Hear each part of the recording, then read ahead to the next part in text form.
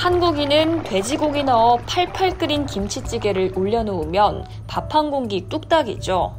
서민 음식인 김치찌개는 식당에서도 인기 메뉴입니다. 하지만 김치찌개를 선뜻 주문하기에 찜찜한 이유가 따로 있는데요.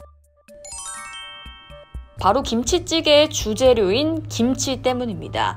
얼마 전 김치찌개를 양은 냄비에 넣고 끓이면 알루미늄 성분이 더 많이 용출될 수 있다는 소식을 전해드린 적이 있었죠.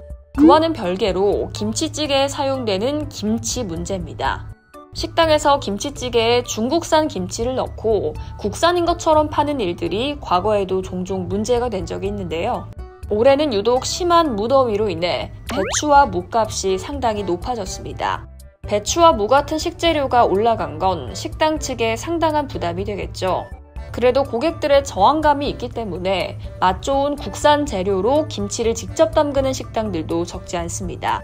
하지만 메뉴에 넣는 재료용 김치, 예를 들어 김치찌개나 김치찜 메뉴가 있는 식당에선 이야기가 달라집니다. 농촌경제연구원의 집계에 따르면 그 찌개에 넣는 김치 재료의 경우 저렴한 중국산으로 사용하는 곳들이 2022년 기준으로 외식업체 가운데 60% 가까이 된다는 겁니다. 식자재 부담이 커지면서 중국 김치의 수입이 급증하고 있는데요. 올 들어서 지난 7월까지 김치의 수입량이 17만 3천 톤을 넘어섰습니다. 지금부터 약 3년 전 중국산 알몸 김치 파동을 기억하시죠?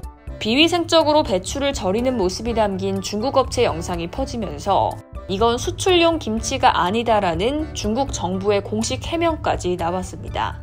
그로 인해 중국산 김치에 대한 불신이 커지면서 수입이 주춤했고 코로나가 겹치면서 외식용 김치 수요가 정체되기도 했습니다.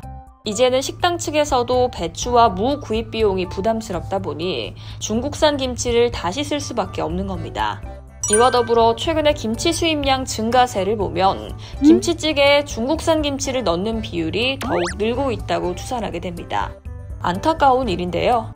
무더위로 인해 배추와 무 가격이 올라가고 식당에선 맛 좋은 김치찌개를 먹을 기회가 줄어들고 있는 듯 보입니다. 이상 헬스인사이드였습니다.